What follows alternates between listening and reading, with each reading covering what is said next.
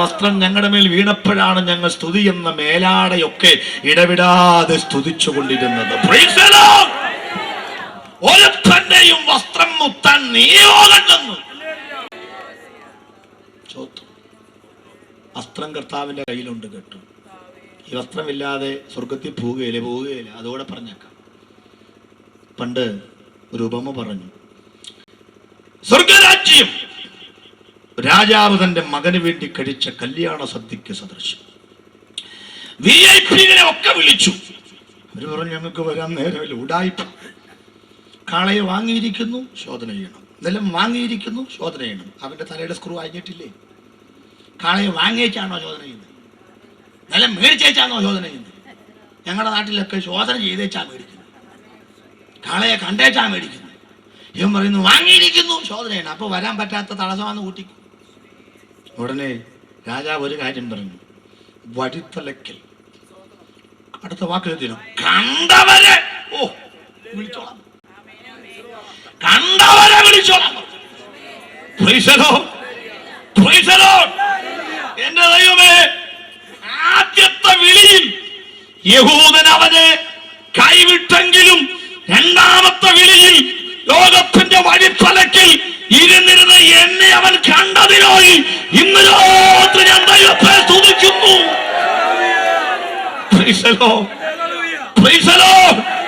എന്നെയും നിന്നെയും അവൻ കണ്ടു. കണ്ടേച്ചൊരു അടുത്ത് വന്നപ്പോൾ നമ്മൾ ചോദിച്ചു, ഒരു നേരത്തെ ഭക്ഷണം തരണം. ധർമ്മക്കാരും ഭിക്ഷക്കാരും പറയുമല്ലോ, ചേട്ടാ പിറകെ പോകുന്ന ചേച്ചിയെ തന്നേച്ച് പോകണം എന്ന് പറയുന്ന പോലെ അവർ ഭക്ഷ്യയൊക്കെ ചോദിച്ചു നോക്കി. ഒരു നേരത്തെ ഭക്ഷണം 25 ആരും കൊടുക്കാറില്ലല്ലോ. 25 പേരോട് ചോദിച്ചാലേ കിട്ടത്തുള്ളൂ. പക്ഷേ രാജാവിന്റെ ഭൃത്യന്മാരെ വന്നിച്ച് പറഞ്ഞു, കാശില്ല, കയ്യിൽ ഒരു വിസിറ്റിംഗ് കാർഡ് തരാം. കൊടുത്തപ്പം അതിനകത്ത് എഴുതിയിരിക്കുന്നു, നിന്നെ ഇന്ന് ഉച്ചത്തെ കല്യാണ സദ്യക്ക് രാജാവ് ക്ഷണിച്ചിരിക്കുന്നു. അവൻ പറഞ്ഞത് എന്തോന്നാ എഴുതിയിരിക്കുന്നത്? തൊട്ടടുത്ത ഭിക്ഷക്കാരനെ വിളിച്ചു. കുഷ്ഠരോഗിയും പിന്നെ കാലില്ലാത്തവനും കയ്യില്ലാത്തവർക്ക് കൂടെ നോക്കിയപ്പം അവരിങ്ങനെ നോക്കി പറഞ്ഞു, എന്നാൽ പിന്നെ നമുക്ക് പോകാമെന്ന് പറഞ്ഞ് ഭിക്ഷപാത്രം എറിഞ്ഞു കളഞ്ഞു, വടിയും എറിഞ്ഞു കളഞ്ഞു. അവിടെ ചെല്ലുമ്പം പിന്നെ ഇതിനകത്തൊന്നും അല്ലൊരു സദ്യ. അങ്ങനെ പാട്ടും പാടി എല്ലാം കൂടെ ഭിക്ഷക്കാരെല്ലാം കൂടെ VIP-കൾ ആരും വന്നില്ല, RIP-കളെല്ലാം കൂടെ ഒരു ജാഥയായിട്ട് ഇങ്ങനെ വഴിയിലൂടെ പോവുക. എങ്ങോട്ട്? രാജാവിൻ്റെ കല്യാണ സദ്യക്ക്. 2 നില കെട്ടിടത്തിന്റെ മുകളിൽ നിന്നുകൊണ്ട് ഒരുത്തൻ പറഞ്ഞു, ഇതെന്നതാ ഒരു പ്രത്യേക ഹല്ലേലൂയ സ്തോത്രമൊക്കെ, ഭയങ്കര ഒച്ചപ്പാടാണ്. അവൻ മുകളിൽ നിന്ന് വിളിച്ചു വെച്ചു, എങ്ങോട്ടായി തെണ്ടികളെല്ലാം കൂടെ പോകുന്നേ? ഇന്നലെ പെയ്ത മഴയ്ക്ക് ഇന്ന് കുരുത്ത തകര, ഞങ്ങൾക്കൊന്നും ഇല്ലാത്ത ഹല്ലേലൂയ സ്തോത്രവും നിനക്ക് എവിടെ നിന്നായി കിട്ടിയതാ? അവര് പറഞ്ഞു, ഞങ്ങൾക്കൊരു കാർഡ് കിട്ടിയെന്ന്. ആ കാർഡിനകത്ത് രാജാവ് ഞങ്ങളെ ക്ഷണിച്ചിരിക്കുന്നെന്ന്. ഉടനെ ബഹുതല ഓടുന്ന അവൻ പറഞ്ഞു, എന്റെ RIP-കള് നിങ്ങൾ അവിടെ ചെന്നാ കേറാൻ പറ്റത്തില്ല. അതെന്നാ കാര്യം? ഈ മുഷിഞ്ഞ വസ്ത്രം, ഈ നാറ്റം പിടിച്ച കേസ് കെട്ട്, ഇതിനെ ഒന്നും അകത്തേക്ക് കയറ്റുന്ന പരിപാടിയില്ല. ചുമ്മാ പോകാമെന്നേ ഉള്ളൂ. പാവങ്ങളെല്ലാം കൂടെ പെട്ടെന്ന് ജാഥ ബ്ലോക്കായി. ശരിയാണല്ലോ, എന്നാ പിന്നെ തിരിച്ചു പോയേക്കാമെന്ന് കരുതിയിരിക്കുമ്പം അതിനകത്ത് 4ാം ക്ലാസ് വരെ പഠിച്ച ഒരുത്തനുണ്ടായിരുന്നു. അവൻ ആ കാർഡ് നോക്കിച്ച് പറഞ്ഞു, തിരിച്ചു പോകണ്ട, താഴെ NB ഇട്ടിട്ടുണ്ട്, പ്രത്യേക അറിയിപ്പ്. എന്നാന്നറിയാമോ? ഉള്ള വസ്ത്രം കൊണ്ട് വന്നേച്ചാ മതി. കല്യാണ പന്തലിന്റെ പുറത്തൊരു കൗണ്ടർ ഉണ്ട്, അവിടെ നിങ്ങൾക്ക് പുതിയ വസ്ത്രം വാങ്ങാവുന്നതാണ്. അവരെ പറഞ്ഞു, പിന്മാറുന്ന പ്രശ്നമില്ലോ. വില കിട്ടിയവർക്ക് കല്യാണത്തിന്റെ കൗണ്ടറിൽ ഒരു പുതിയ വസ്ത്രം ശേഖരിച്ച് വെച്ചിട്ടുണ്ട്. കാന്തയും തന്നെത്താൻ ഒരുക്കിയിരിക്കുന്നു. ഇന്ന് രാത്രിയിൽ മണവാളനൊപ്പം കല്യാണ പന്തലിൽ കയറുവാൻ എന്റെ യേശു നിനക്ക് തരുന്ന ഒരു നീതിയുടെ വസ്ത്രം. ചീമാട്ടിയിൽ നിന്നും കല്യാൺ സിൽക്കിൽ നിന്നും ഒന്നും അത് കിട്ടത്തില്ല കുഞ്ഞെ. ഇന്ന് രാത്രിയിൽ കല്യാൺ സിൽക്കിൽ നിന്നല്ല, കാൽവറിയിൽ നിന്നാണ് അത് കിട്ടുന്നത്. Praise the Lord, praise the Lord.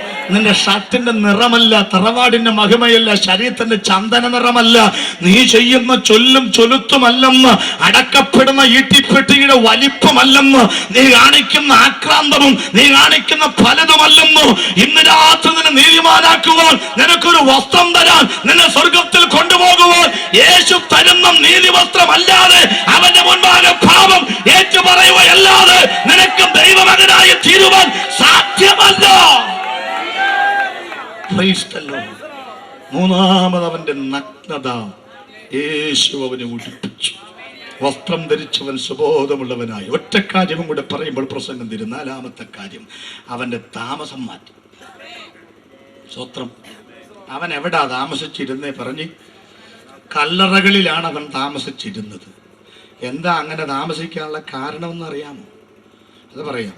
ഇവനെ കല്ലറയിൽ ഇവൻ മനഃപൂർവ്വം പോയതല്ല. നിങ്ങൾ 2 വാക്യം വായിച്ചാൽ മനസ്സിലാവും.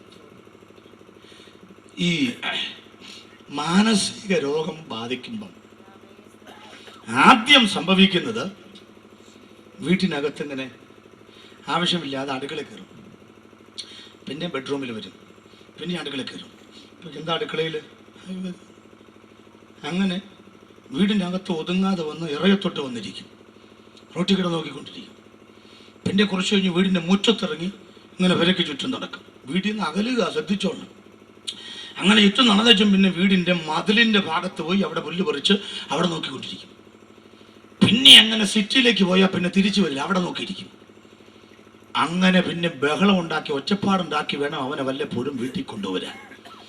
ശരിയായി ഇവന്റെ മനസ്സിനകത്ത് പിശാച് കയറിയാൽ ഭൂതം ആദ്യം ചെയ്യുന്നത് വീടുമായുള്ളവന്റെ കണക്ഷൻ വിച്ഛേദിക്കും. യെശയ്യാവിന്റെ പ്രവചനം 14:17 ഒരു വാക്യം വായിച്ചോട്ടെ. യെശയ്യാവിന്റെ പ്രവചനം 14-ാം അധ്യായം 17-ാമത്തെ വാക്യം ഒന്ന് വായിക്കാൻ. ഞാൻ പറയുന്നത് ശരിയാണെന്ന് അറിയാനാണ്. ഒന്ന് വായിച്ചിട്ട് യെശയ്യാവ് 14-ാം അധ്യായം 17-ാമത്തെ വാക്യം.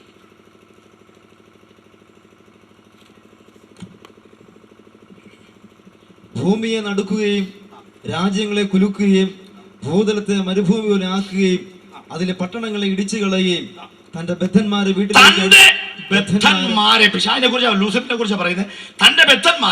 വീട്ടിലേക്ക് അടിച്ചു വിടാതിരിക്കുകയും ചെയ്തു. അപ്പൊ കെട്ടിയിട്ടിരിക്കുകയാണ് ശവക്കോട്ടയിൽ. അവനെ വീട്ടിലേക്ക് അടിച്ചു വിടാതിരിക്കുകയും ചെയ്തവൻ ഇവനല്ലയോ? ശ്രദ്ധിച്ചോ. അപ്പോ ഈ ഭ്രാന്തനെ എവിടേക്ക് വിടത്തില്ല പിശാച്? അവന്റെ സ്വന്തം വീട്ടിലേക്ക് വിടുകയില്ല.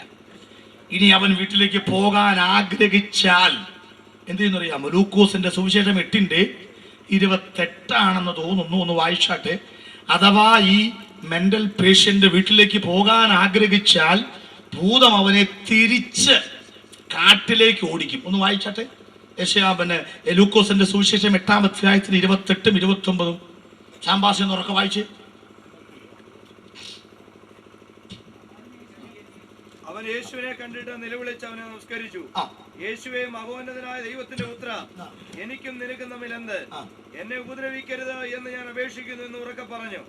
അവൻ അശുദ്ധാത്മാവിനോട് ആ മനുഷ്യനെ വിടപോകുവാൻ കൽപ്പിച്ചിരുന്നു. അത് വളരെ കാലമായി അവനെ ബാധിച്ചിരുന്നു. അവനെ ചെങ്ങലയും വിലങ്ങും ഇട്ട് ബന്ധിച്ചവനെ സൂക്ഷിച്ചിരുന്നിട്ട് അവൻ ബന്ധനങ്ങളെ തകർക്കുകയും ഭൂതം അവനെ കാടുകളിലേക്ക് ഓടിക്കുകയും ചെയ്യും. മതി, പ്രസംഗം തീരാൻ പോകും. അപ്പൊ ഈ മാനസിക രോഗം ബാധിച്ച ഭൂതം ബാധിച്ചവനെ കെട്ടി ശവക്കോട്ടയിൽ ഇട്ടിരിക്കുന്നത് ഭൂതമാണ്, പിശാച.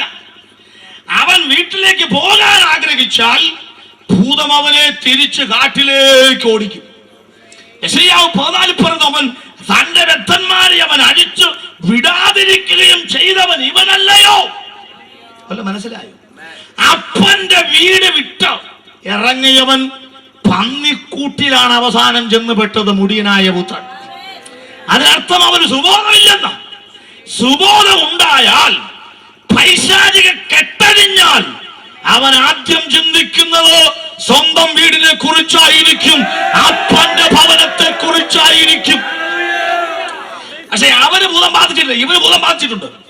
യേശുവിനറിയാം ഇവന്റെ വീടിനെ കുറിച്ചൊരു ബോധം വരണമെങ്കിൽ ഇവന്റെ ഭൂതത്തിന്റെ കേട്ടടിയണം. യേശു കൽപ്പിച്ചു വിട്ടുപോകാൻ. അടുത്ത വാക്ക് ശ്രദ്ധിച്ചോളണം.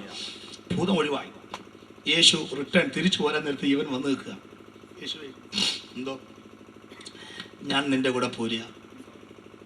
ആരും പറഞ്ഞു? യേശു പറഞ്ഞു, ഞാൻ കൊണ്ടുപോവില്ല. കാരണം എന്താണെന്നറിയാമോ? നിന്റെ 6000 ഭൂതത്തെ മാറ്റാൻ മാത്രമല്ല ഞാൻ വന്നത്. കഴിഞ്ഞ 10-15 കൊല്ലമായി നിന്നെ സ്വന്തം വീട്ടിൽ കയറ്റത്തില്ലെന്ന് പറഞ്ഞ് വാദിച്ചു നിൽക്കുന്ന ഒരു പൈശാചികന്റെ പോരാട്ടം ഞാൻ കാണുന്നുണ്ട്. അതുകൊണ്ട് നിന്റെ വീടിന്റെ പടി ചവിട്ടിപ്പിക്കത്തില്ലെന്ന് പതിറ്റാണ്ടുകളായി വാദിച്ചു നിൽക്കുന്ന പിശാചിന്റെ കെട്ട് ഞാൻ അഴിച്ചിരിക്കുന്നു. അതുകൊണ്ട് നീ വീട്ടിലേക്ക് പോകോ. അവന്റെ വീട്ടിനകത്തേക്ക് അവനെ ആനയിപ്പിച്ചതുപോലെ ദൈവരാജ്യത്തിന്റെ പടി നീ ചവിട്ടത്തില്ലെന്ന് വാദിച്ചു നിൽക്കുന്ന പൈശാചികന്റെ കെട്ടുകൾ ഇന്ന് രാത്രി യേശു വരികയാണോ? നീ ദൈവരാജ്യത്തിലേക്ക് പ്രവേശിക്കുക. നിനക്കുള്ള ദൈവരാജ്യം.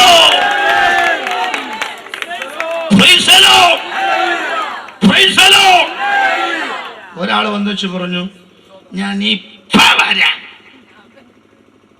വീട്ടിൽ പോയി അപ്പനും അമ്മയ്ക്കും മുറുക്കാൻ മേടിക്കാനുള്ള കാശ് കൊടുത്തേച്ചും കുറെ നാൾ കഴിഞ്ഞ് വരുള്ളൂ, മണി ഓർഡർ അയച്ചോളാം എന്ന് പറഞ്ഞിച്ച് വരാമെന്ന് പറഞ്ഞു ഒരുത്തൻ. യേശു പറഞ്ഞു, നീ പോകണ്ട, കാരണം പോയാ നീ പിന്നെ വരികയില്ല. ഇവനോട് യേശു പറഞ്ഞു, നീ വരണ്ട. എന്നാ കാര്യമൊന്നും കൂടെ പറയാം. ഗദരദേശത്ത് സുവിശേഷ പ്രവർത്തനം ആരംഭിച്ചിട്ടില്ല. കാരണം ആ നാട്ടുകാരതിന് എതിരാ. ഇവന് വീടുമായിട്ടൊരു ബന്ധവുമില്ല. ഇവന്റെ ചുറ്റും കിടക്കുന്ന എന്നാന്നറിയാമോ? ഇവൻ ശവക്കോട്ടയിൽ, തൊട്ടപ്പുറത്ത് പന്നികൾ, അതിനപ്പുറത്ത് നാട്ടുകാർ. അങ്ങനെ നേരെ തിരിച്ചല്ലേ വരേണ്ടത്? നമ്മുടെ അടുത്ത നാട്ടുകാർ, അതിനപ്പുറത്ത് പന്നികൾ, അതിനപ്പുറത്ത് ശവക്കോട്ട. അങ്ങനെയല്ലേ നമ്മുടെ നാട്ടിൽ? ഇവൻ അങ്ങനല്ല. ഇവൻ ശവക്കോട്ടയിൽ, പന്നികൾ, അതിനപ്പുറത്ത് നാട്ടുകാർ. കണ്ടോ? ഇവൻ ഗുരു പറഞ്ഞു, ഞങ്ങളെ പന്നിയിലേക്ക്. ആ നാട് മുഴുവൻ അശുദ്ധാൽ സുശേഷം കേട്ടിട്ടില്ലത്. പിശാച് വാദ്യ ദേശമാണ്, തെളിവാൻ തരാം. ഈ പിശാചികൾ ഒന്നിച്ചു പറഞ്ഞു, ഞങ്ങളെ നാട്ടിൽ നിന്ന് പറഞ്ഞയക്കരുത്. പിന്നെ എവിടെ പോകണം? പന്നിയിലേക്ക് പോകണം. എന്നാ പൊക്കോളാൻ പറഞ്ഞു. 6000 പന്നി, 6000 ഭൂതം. പന്നി എത്ര? 2000. അപ്പൊ ഒരു പന്നിയിൽ എത്ര ഭൂതം കയറി? 3 2 6. ഒരു പന്നിയിൽ 3 ഭൂതം കയറി. അടിവയറിളകാതിരിക്കൂ. ഒരു ഭൂതവും ഇല്ലാത്ത ഒരു പന്നിക്കും ഇവിടെ ഒരു നേരത്തും ഒരു സുബോധമില്ല. അപ്പൊ പിന്നെ 3 കയറിയാൽ ദൈവമേ, കടും തൂക്കത്തോടെ ചെന്ന കടയിൽ ചത്തു. എന്റെ എന്താ പറയാ? ഈ ഭൂതങ്ങൾക്കൊരു ശരീരം വേണം. ശ്രദ്ധിച്ചോളൂ. ഇവന്റെ അകത്ത് സുഖമായി ജീവിക്കുമ്പോഴാണ് യേശു വന്നത്. ഉടനെ പന്നി കയറി. പന്നി പെട്ടെന്ന് കടലിൽ ചെന്ന് ചത്തപ്പോഴേ ഭൂതങ്ങൾ എവിടെ പോയെന്നറിയാമോ? ചത്തതിനകത്ത് ഇരിക്കുവോ? ഇല്ല. ആ ഭൂതമാണ് നാട്ടുകാരിൽ കയറിയത്. അതുകൊണ്ടാണ് നാട്ടുകാരെ വന്നിച്ചു പറഞ്ഞു, എത്രയും പെട്ടെന്ന് സ്ഥലം പെടണം. വല്ല കാര്യമുണ്ട് അവർക്ക്? വല്ല കാര്യമുണ്ട്? അവരെ പന്നി എത്ര ശരിയാണെങ്കിൽ ഒരു തന്നെ രക്ഷപ്പെട്ടില്ലയോ? അവൻ 2000 പന്നിയെ നാളേക്ക് മേടിച്ചു കൊടുക്കൂല്ലോ. അപ്പൊ ഈ നാട്ടുകാർക്ക് ഭൂതം ഉണ്ടോ എന്നുള്ള തെളിവ് ഞാനറിയാമോ? ഇത് ഇവിടെ വേണ്ട. വല്ലോ പിടി കിട്ടിയോ? ഇത് മാത്രം ഇവിടെ വേണ്ട. ശവക്കോട്ടയിലെ ഭൂതം അവിടെ കിടക്കട്ടെ, 2000 പന്നി ഇവിടെ കിടക്കട്ടെ. ഒരു ഗുണവുമില്ലെങ്കിലും യേശു മാത്രം ഞങ്ങളുടെ നാട്ടിൽ വേണ്ട.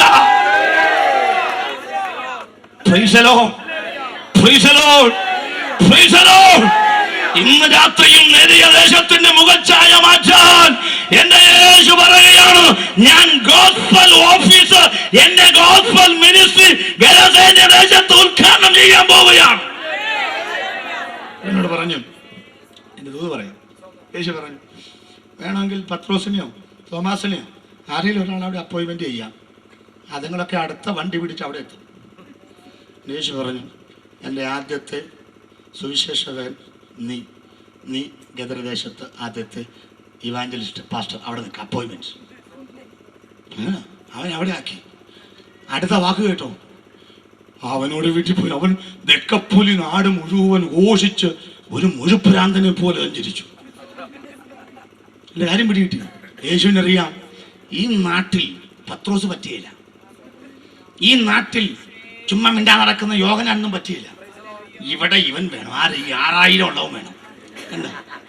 6000 എണ്ണത്തെ ഇത്രയും കൊല്ലം കൊണ്ടു നടക്കാൻ അവന് ചങ്കൂറ്റമുണ്ടെങ്കിൽ ഈ നാട്ടിൽ ഇവൻ തന്നെ വേണം. അവനാ കവറിലേക്ക് ഇറങ്ങി നിന്നിട്ടും ആരുണ്ടടാ യേശുവിനെ സ്വീകരിക്കാം, ധൈര്യം ഉണ്ടെങ്കിൽ വാടാന്ന് പറഞ്ഞ ആളുകൾ പേടിച്ച് രസിക്കും.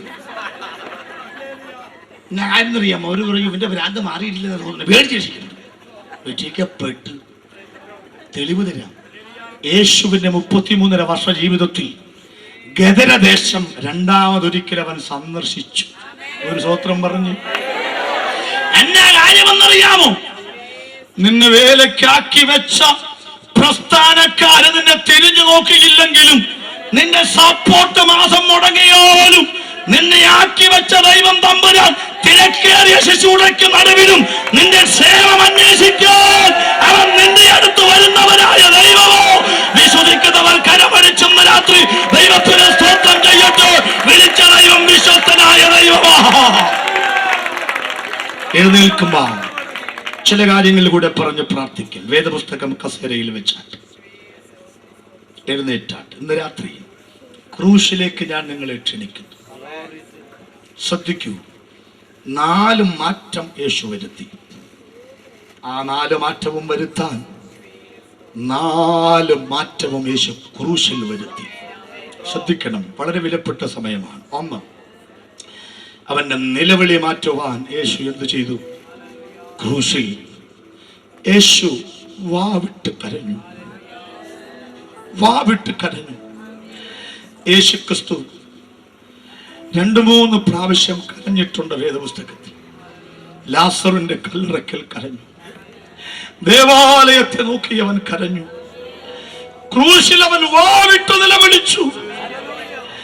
ഗദരദേശത്ത് തെക്കോട്ടും വടക്കോട്ടും നടക്കുന്നവനിൽ ഒരു ദൈവകൃപയുണ്ടെന്ന് യേശു കണ്ടപ്പോൾ തിരക്ക് വിട്ടേച്ച് അവന്റെ അടുക്കൽ ചെന്നതിന്റെ കാര്യം പിടികിട്ടിയോ? അവൻ പ്രയോജനപ്പെടുന്ന ഒരുവനാ. കുഞ്ഞേ, നിനക്ക് വേണ്ടി ക്രൂശിൽ വാവിട്ട് കരയുന്ന യേശു പറയുന്നു, കുഞ്ഞേ, നിന്റെ നിലവിളി ഇന്ന് രാത്രി ഞാൻ മാറ്റിത്തരാം. 2, അവന്റെ പേര് മാറ്റി. ക്രൂശിൽ 2 ഭാഗത്തും കിടക്കുന്നവരെ ലോകം വിളിച്ചു കള്ളൻ. അതിലൊരുത്തന്റെ മേൽവിലാസം യേശു മാറ്റി. മാറ്റാൻ കാരണം ഒന്നേയുള്ളൂ, നീയാണ് ദൈവത്തിന്റെ പുത്രൻ എന്ന് അവൻ വിശ്വസിച്ചു. ഇന്നവൻ കള്ളനല്ല സഹോദരാ, ഇന്നവൻ ക്രിസ്തുവിന്റെ സഹോദരനാണ്, നമ്മുടെ സഹോദരനാണ്. പുതിയ നിയമ യെരൂശലേമിലേക്ക് ഞാനും നിങ്ങളും ചെല്ലുമ്പോൾ ക്രിസ്തുവിന്റെ ക്രൂശ് നിമിത്തം സ്വർഗരാജ്യത്തിലേക്ക് പ്രവേശിച്ച ആദ്യത്തെ സഹോദരൻ നിങ്ങൾ പറഞ്ഞ കള്ളനായിരിക്കും. ഇന്ന് രാത്രി മദ്യപാനി അല്ലെങ്കിൽ പരസംഗം ചെയ്ത് ജീവിക്കുന്ന വ്യക്തി, മോഷ്ടിച്ച് ജീവിക്കുന്ന മോഷ്ടാവ്, ഏത് പേരിനാൽ അറിയപ്പെട്ടാലും ഇന്ന് രാത്രി ഈ ക്രൂശിൽ നിനക്ക് വേണ്ടി അവൻ പേര് മാറിപ്പോയവനെ പോലെയായി. തെളിവ് തരാം, യേശു നിനക്ക് വേണ്ടി മാറിപ്പോയ ഒറ്റ വാക്കാണ്, എന്റെ ദൈവമേ, എന്റെ ദൈവമേ. യേശുവിന്റെ ജീവിതകാലം മുഴുവൻ അവൻ വിളിച്ചത് എന്റെ പിതാവ് എന്നാണ് അവൻ വിളിച്ചത്.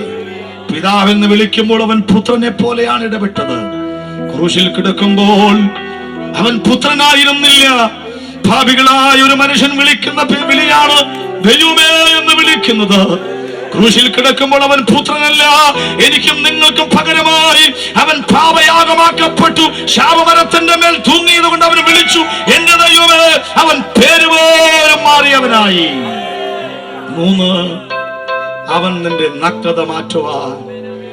ഇന്നലെ രാത്രി ചിന്തിച്ചല്ലോ, നെയ്ത്തില്ലാത്ത തുന്നലില്ലാത്ത ഒറ്റ നിലയങ്കി ധരിച്ചു 5 വിധമായ വസ്ത്രം ധരിച്ചവന്റെ വസ്ത്രമെല്ലാം അവർ ചീട്ടിട്ടെടുപ്പ് അല്പവസ്ത്രധാരിയായി അവനെ കുരിശിൽ കയറ്റി.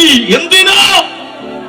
നിന്റെ നഗ്നത മാറ്റാൻ, നിന്റെ നാണക്കേട് മറയ്ക്കാൻ, നിന്റെ സമൂഹത്തിലുള്ള ഇല്ലായ്മകളും പോരായ്മകളും നികത്താൻ യേശു നിനക്ക് വേണ്ടി പരസ്യമായി അവൻ ക്രൂശിൽ യാഗമായി തീർന്നിരിക്കുകയോ. 4, താമസം മാറ്റുകയാണ്. സ്വർഗത്തിൽ തനിക്കുണ്ടായിരുന്ന സകല മണിമകുടമായ അവസ്ഥകളും വിട്ടിട്ട് യേശു താമസിക്കാൻ തിരഞ്ഞെടുത്ത സ്ഥലം കേൾക്കണം. കാലിത്തൊഴുത്തിലേക്ക് അവൻ ജനിച്ചു വീണു. 30 കൊല്ലങ്ങൾക്ക് ശേഷം അവൻ എവിടെ കിടന്നെന്ന് ബൈബിൾ പറയുന്നുണ്ട്. തന്നെ സ്വീകരിച്ച പാവപ്പെട്ടവരുടെ കുടുംബത്തിലാണ് യേശു വിശ്രമിച്ചത്. കുറുനരികൾക്ക്, ആകാശത്തിലെ പക്ഷികൾക്ക്, പർവ്വജാലങ്ങൾക്ക് ഇടമുണ്ടോ മനുഷ്യപുത്രനെ തല ചായ്ക്കുവാൻ സ്ഥലം? നിനക്ക് വേണ്ടി സ്വർഗീയ സിംഹാസനം വെടിഞ്ഞ് താണഭൂമിയിലേക്ക് വന്ന യേശു പറയുന്നു, ഈ യേശുവിന് ഇന്ന് രാത്രി സ്വീകരിച്ചാൽ നിനക്ക് നിത്യതയിൽ അവരിയ്ക്കുന്ന ഇടത്തൊരു സീറ്റ് അവൻ വാഗ്ദത്തം ചെയ്യുന്നു. ഈ രാത്രി കണ്ണുകൾ അടഞ്ഞിരിക്കുമ്പോൾ കുരിശിന്റെ ചുവട്ടിലേക്ക് നിങ്ങളുടെ കണ്ണുകൾ എത്ര പേര് ഉയർത്തും? ആരും ശ്രദ്ധിക്കാതിരുന്ന ഭൂതഗ്രസ്തന്റെ നിലവിളി കേട്ട് അവന്റെ അടുക്കൽ ചെന്ന് നിലവിളി മാറ്റിയ ദൈവം, അവന്റെ പേര് മാറ്റിയ ദൈവം, ഒരു മതത്തിൽ നിന്ന് മതത്തിലേക്കല്ല അവനെ മാറ്റിയത്. സമൂഹമിട്ട മോശപ്പെട്ട പേരാണ് മാറ്റിയത്. അവന്റെ നഗ്നത മാറ്റിയ ദൈവം, അവന്റെ താമസ സ്ഥലം അവന് തിരിച്ചു കൊടുത്ത ദൈവം. ഇന്ന് രാത്രിയിൽ ഈ മീറ്റിംഗിൽ സംബന്ധിക്കുന്ന പ്രിയപ്പെട്ടവരെ, നഷ്ടപ്പെട്ടത് മുഴുവൻ മടക്കി നൽകുവാൻ എന്റെ യേശു നിങ്ങളെ കുറിച്ച് ആഗ്രഹിക്കുന്നു.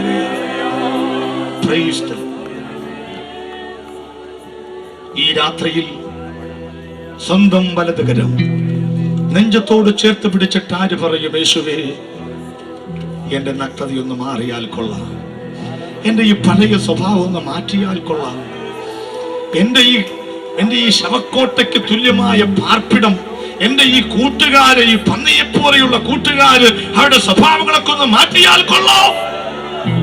ഇനിയുള്ള കാലം നിന്റെ നാമം പ്രകീർത്തിക്കുവാൻ നിലവിളിച്ച് നടന്ന എന്റെ വായിൽ ഒരു സുവിശേഷം പറയാൻ ഒരു കൃപ എനിക്ക് തരണമേ. എന്റെ സ്വന്തം വീട്ടിലേക്ക് എന്നെ പ്രവേശിപ്പിക്കണമേ. എനിക്ക് മാന്യതയുള്ള വസ്ത്രം തരണമേ. എന്റെ നിലവാരങ്ങൾ ഒന്ന് മാറ്റണമേ. എന്നാൽ ഇന്ന് രാത്രിയിൽ നെഞ്ചത്ത് കരം വെച്ച ദൈവത്തോടൊരു വാക്ക് പ്രാർത്ഥിക്കും.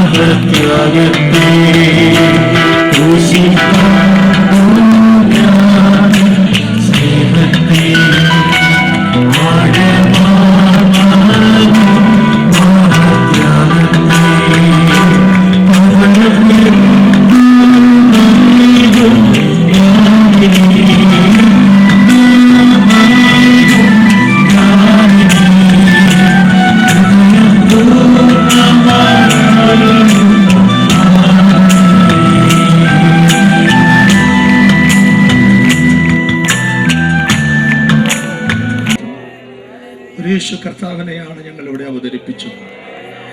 നിത്യകൂടാരവുമായി അകന്നു ജീവിക്കുന്നവർ, പാപം സംബന്ധിച്ച നഗ്നതയിൽ ജീവിക്കുന്നവർ, കർത്താവേ ചെയ്തു പോയ പാപത്തിനനുസൃതമായി ശരിയായ പേരല്ലാതെ മറ്റോടെ കരയുന്നവർ, യേശുവേ ഞങ്ങളുടെയൊക്കെ ഈ അവസ്ഥകൾക്ക് അവിടെ നിന്ന് മാറ്റം വരുത്തിയ ദൈവമാണ്. ഇന്ന് രാത്രിയിൽ ഈ അവസ്ഥകളിലൂടെ ആര് യാത്ര ചെയ്യുന്നുവോ, നെഞ്ചിൻ കൂട്ടിലേക്ക് കരം വെച്ച് ദൈവപുത്ര അക്കരെ നിന്നും ഇക്കരയിലേക്ക് എന്റെ ജീവിതത്തിലേക്ക് വരണമെന്ന് ആത്മാർത്ഥമായി പ്രാർത്ഥിച്ചവർക്ക് വേണ്ടി ഇന്ന് രാത്രി മുതൽ ഇവനും അബ്രഹാമിന്റെ സന്തതിയാകയാൽ ആ വീട്ടിലേക്ക് അവർ പ്രവേശിക്കുക. പിതാവ് ഞങ്ങൾക്ക് സ്നേഹം നൽകിയിരിക്കുന്നത് കൊണ്ട് ഞാൻ അവന്റെ മകനാണ്, ഞാൻ അവന്റെ മകളാണെന്ന് ഉറപ്പോടെ പറയുവാൻ കൃപ ചെയ്യണമേ. പ്രാർത്ഥന കേട്ടതിനായി നന്ദി. യേശുക്രിസ്തുവിന്റെ ഈ പ്രദേശത്തെ പ്രകാരം ഒരു കൺവെൻഷൻ നടത്തുവാൻ നാളുകൾക്ക് മുൻപ് തന്നെ ഞങ്ങൾ പ്രാർത്ഥിക്കുകയും തീരുമാനിക്കുകയും ചെയ്തു. ഇത്രത്തോളം ദൈവം അത് മഴ പെയ്യുന്നുള്ളതായിരിക്കുന്ന ഭയം പോലും ഞങ്ങൾക്ക് ഉണ്ടായിരുന്നു. എന്നാൽ അനുകൂലമായ കാലാവസ്ഥകളൊക്കെ കൺവെൻഷന് വേണ്ടി ദൈവം ഒരുക്കി തന്നു. ഇത്രത്തോളം അത് അനുഗ്രഹമാക്കി തീർത്ത ദൈവത്തെ സ്തുതിക്കുന്നു. എൻ്റെ വാക്കുകൾ വളരെ വേഗത്തിൽ ഞാൻ അവസാനിപ്പിക്കാൻ ആഗ്രഹിക്കുന്നു. ഈ മീറ്റിങ്ങിൻ്റെ ഞങ്ങൾ തീരുമാനിച്ചു തന്നെ പാസ്റ്റർ ജോയി പാസ്റ്റർ ഈ മീറ്റിങ്ങിലേക്ക് ക്ഷണിക്കണമെന്നും ഈ ദേശത്തുള്ളതായ ദിവ്യ വചനങ്ങൾ കർത്താദാസൻ മുഖാന്തരമായി വിളിച്ചാൽ ഞങ്ങൾ കൃത്യം താല്പര്യപ്പെടുകയും അതനുസരിച്ച് പാസ്റ്റർ ജോയി പാറയ്ക്കൽ ഞങ്ങൾ ഈ കൺവെൻഷൻ ക്ഷണിക്കുകയും ചെയ്തു. അദ്ദേഹം ആദ്യ ദിവസം തന്നെ പകൽ ഇവിടെ കടന്നു വരുവാനും ഇന്ന് രാത്രി വരെയും കർത്താവിൻ്റെ മാറ്റമില്ലാത്ത ആലോചനയായിട്ട് ഇവിടെ നമുക്ക് വേണ്ടി മനോഹരമായ ഗാനങ്ങൾ ആലപിക്കുകയും നമ്മെ സന്തോഷിപ്പിക്കുകയും ആശ്രയം ചെയ്തായിരിക്കുന്ന തൃശ്ശൂർ കളിയായി ഒരിക്കൽ കൂടെ ടീമിനെയും അതിൻ്റെ എല്ലാ മെമ്പേഴ്സിനും ഞങ്ങളെ അതിൻ്റെ കൃതജ്ഞത അറിയിക്കുകയാണ്. ദൈവം നിങ്ങളെ ധാരാളമായി അനുഗ്രഹിക്കട്ടെ.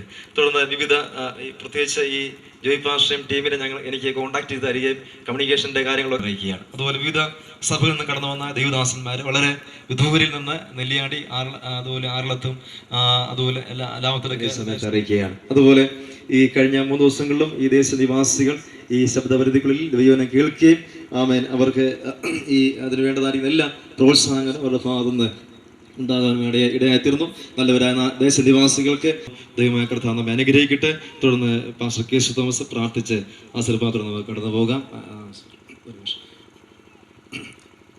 ഒരു അനൗൺസ്മെന്റ് ഉണ്ട്, അത് വായിച്ചിട്ട് പാസ്റ്റർ പ്രാർത്ഥി. ആറളം ബൈബിൾ കൺവെൻഷൻ നെല്ലിയ പന്തലിൽ വെച്ച് അടുത്ത സുവിശേഷ യോഗം നടക്കുകയാണ്. ഞാൻ പറയപ്പെട്ടതായിരിക്കുന്ന ഇവിടെ വായിച്ച ദേവദാസന്മാർ ഇവനെ സംസാരിക്കുന്നു. ഈ കൺവെൻഷന് വേണ്ടി എല്ലാവരും അവർ സഭാവ്യത്യാസം സ്വാഗതം ചെയ്യുന്നു. കൺവെൻഷനെ കടന്നു ചെല്ലുവാൻ കർത്താവ് അവരെ ക്ഷണിക്കുകയും ചെയ്യുന്നു. അതുപോലെ മാർച്ച് 20 പ്രാർത്ഥിക്കാം. ഈ മഹായോഗം ഈ സമയത്ത് പ്രാർത്ഥന അവസാനിപ്പിക്കുകയാണ്. എന്നാൽ ദൈവപ്രവൃത്തി ദേശത്ത് വെളിപ്പെടുവാൻ ഇതൊരു ആരംഭമായി തീരുവാനിടയാകട്ടെ. ആത്മാർത്ഥമായി നമുക്ക് ദിവസത്തിൽ പ്രാർത്ഥിക്കാം. ഞങ്ങളെ അതിവാത്സല്യമായി സ്നേഹിക്കുന്ന ഞങ്ങളുടെ സ്വർഗസ്ഥനായ നല്ല ദൈവമേ, ഈ മനോഹര സമയത്തിനായി ഞങ്ങൾ തിരുനാമത്തിന് വേണ്ടി സ്തോത്രം ചെയ്യുന്നു. കർത്താവെ, കഴിഞ്ഞ ദിവസങ്ങൾ ഞങ്ങളുടെ സന്നിധിയിൽ ഞങ്ങൾക്ക് ഒരുമിച്ചായിരിക്കാൻ ദൈവം തന്ന അവസരത്തിനായി സ്തോത്രം. ദൈവമായ കർത്താവെ, അവിടെ ഞങ്ങളുടെ മധ്യത്തിൽ ശക്തമായി ഇടപെട്ടതിനായി ഞങ്ങൾ അങ്ങേക്ക് സ്തോത്രം ചെയ്യുന്നു. എൻ്റെ ദാസൻ ഞങ്ങളുടെ പേരിനെ മാറ്റുന്ന നല്ല ദൈവത്തിനായി നന്ദിയോടെ സ്തോത്രം ചെയ്യുന്നു. നിലവിളിയോടെ ക്രൂശിന്റെ അടുക്കിലേക്ക് കടന്നു എന്നവന് പൂർണ്ണ ഹൃദയത്തോടെ ദൈവസന്നിധിയിൽ ദൈവവചനം കേട്ട എല്ലാവരും ജനത്തിനായി സ്തോത്രം. ചിലരുടെ നിലവിളിയെ മാറ്റുന്ന ദിവസങ്ങളാക്കി ദിവസങ്ങളെ മാറ്റിയതിനായി സ്തോത്രം ചെയ്യുന്നു കർത്താവേ. ചിലരുടെ കണ്ണുനീരിനെ അവിടുന്ന് തുടച്ചതിനായി ദേശത്ത് വലിയവ ചെയ്തിരിക്കാൻ സ്തോത്രം ചെയ്യുകയാണ് കർത്താവേ. മനം തകർന്നവരുടെ മുറിവ് കെട്ടുന്നവനായ ദൈവം ഈ രാത്രിയിലും ചിലരുടെ ഹൃദയത്തിലെ മുറിവുകൾ ഉണക്കിയിരിക്കാൻ സ്തോത്രം ചെയ്യുന്നു. എല്ലാവരെയും അവിടെ കരങ്ങളിലേക്ക് സമ്പൂർണ്ണമായി സമർപ്പിക്കുകയാണ്. ഈ ശബ്ദപരിധിയിൽ ശബ്ദം കേട്ടുകൊണ്ടിരുന്ന എല്ലാവരെയും ഞങ്ങൾ ഓർത്ത് പ്രാർത്ഥിക്കുന്നു.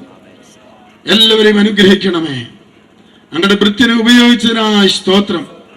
വീണ്ടും ശക്തമായ കരങ്ങൾ ഉപയോഗിക്കണമേ. തുടർന്നുള്ള ശുശ്രൂഷകൾ അനുഗ്രഹമാക്കണമേ. അവിടെ യാത്രകളുടെ വലിയ സാന്നിധ്യം ഉണ്ടാകണമേ. ആ ടീമിനെ അനുഗ്രഹിക്കണമേ. ദൈവനാമത്തിന്റെ മഹത്വനായി ഉപയോഗിക്കണമേ. കടന്നു നല്ല ജനത്തെ ഒരുമിച്ച് അനുഗ്രഹിക്കണമേ. സമാധാനത്തോടെ മടക്കി അയക്കണമേ. ക്ഷീണം മാറിയവരായി, രോഗം മാറിയവരായി, സമാധാനം അനുഭവിക്കുന്നതിനായി തീരുമാനിടയാക്കണമേ. ദേശത്ത് ദൈവം വലിയവ ചെയ്യുമാറാകണമേ. തൃക്കരങ്ങളെ ഈ സമ്പൂർണ്ണമായി താഴ്ത്തുന്നു. ഞങ്ങളുടെ പ്രാർത്ഥന കേട്ടതിനായി സ്തോത്രം. കാലാവസ്ഥ എല്ലാം അനുകൂലമാക്കി തന്നതിനായി സ്തോത്രം. എല്ലാ സിസ്റ്റവും നല്ലവണ്ണം പ്രവർത്തിപ്പാൻ ദിവസാചനായി സ്തോത്രം. യേശുവിൻ നാമത്തിൽ അപേക്ഷിക്കുന്നു. കൃപയോടെ കേട്ടുത്തരമാകണം പിതാവേ. ആമേൻ. പ്രാർത്ഥനയുടനായ നമുക്ക് ദൈവത്തിന് സ്തോത്രം ചെയ്യാം. Hallelujah, hallelujah, hallelujah. ഞങ്ങളുടെ കർത്താവിന്റെ ഇഷ്ടമായ യേശുക്രിസ്തുവിന്റെ കൃപയും പിതാവാൻ ദൈവത്തിന്റെ സ്നേഹവും ആശ്വസിപ്പിക്കുകയും വിശുദ്ധിയിൽ സൂക്ഷിക്കുകയും ചെയ്യുന്ന പരിശുദ്ധാത്മാവിന്റെ കാവലും സംസർഗവും കൂട്ടായ്മയും ദേശത്തോടും കടന്നു ദൈവജനത്തോടും സൂക്ഷിച്ച ദേവദാസനോടും ടീമിനോടും സകല വിശുദ്ധന്മാരോടും ഇന്നു മുതൽ കർത്താവിന്റെ വരവ് വരെ എന്നേക്കും ഉണ്ടാകുമാറാകട്ടെ. Hallelujah, hallelujah. ആമീൻ. കർത്താവായ യേശുവേ, എല്ലാവരും സമാധാനത്തോടും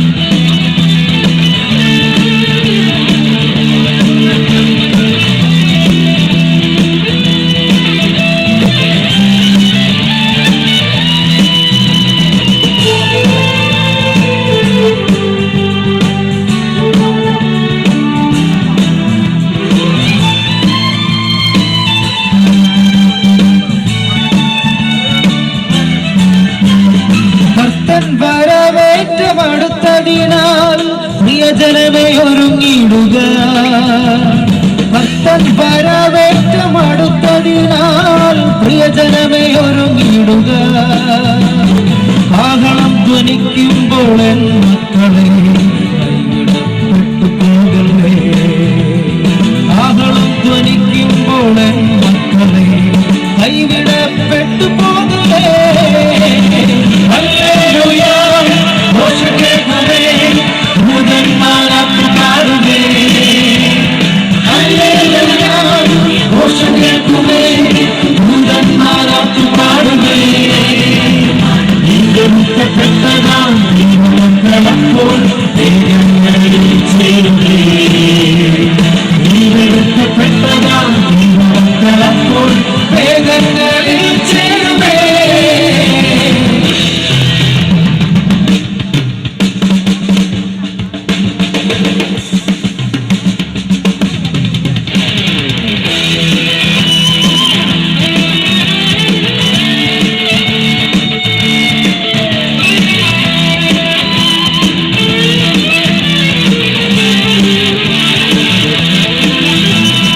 യേശു എന്റെ സ്വന്തം രക്ഷകനെന്ന് ഒരു വാക്കിലേറ്റു പറഞ്ഞാൽ, യേശു എന്റെ സ്വന്തം രക്ഷകനെന്ന് ഒരു വാക്കിലേറ്റു പറഞ്ഞാൽ, ആ നിമിഷം നിന്റെ പേരും ജീവപുസ്തകത്തിൽ ദൂതന്മാരെഴുതിയിടുമേ. ആ നിമിഷം നിന്റെ പേരും ജീവപുസ്തകത്തിൽ ദൂതന്മാരെഴുതിയിടുമേ. ഹല്ലേലൂയ, ഘോഷകേൾക്കുമേ, ദൂതന്മാരാത്തു പാടുമേ. ഹല്ലേലൂയ, ഘോഷകേൾക്കുമേ,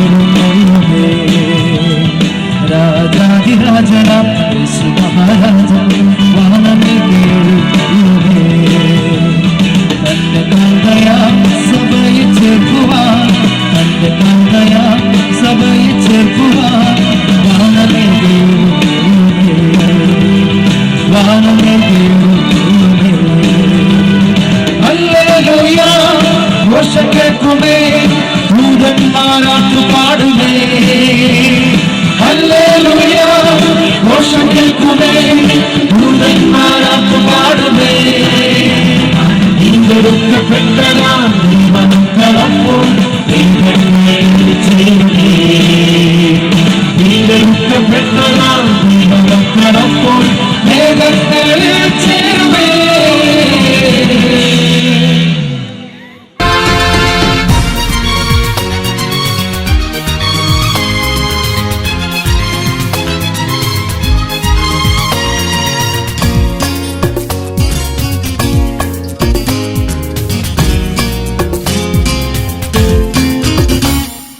കാണും കണ്ണിനാലെ കേൾക്കും കാതിനാലെ ഓർക്കാം നിന്നെ എന്നും നാഥ ഈ ആനന്ദമെന്നെന്നും നൽകണമേ. കാണും കണ്ണിനാലെ കേൾക്കും കാതിനാലെ ഓർക്കാം നിന്നെ എന്നും നാഥ ഈ ആനന്ദമെന്നെന്നും നൽകണമേ. പാടും നാവിനാലെ ഉണരും ഹൃത്തിനാലെ വാഴ്ത്താം നിന്നെ എന്നും നാഥ നിൻ സൗഭാഗ്യ തീരത്ത് ചേർക്കണമേ.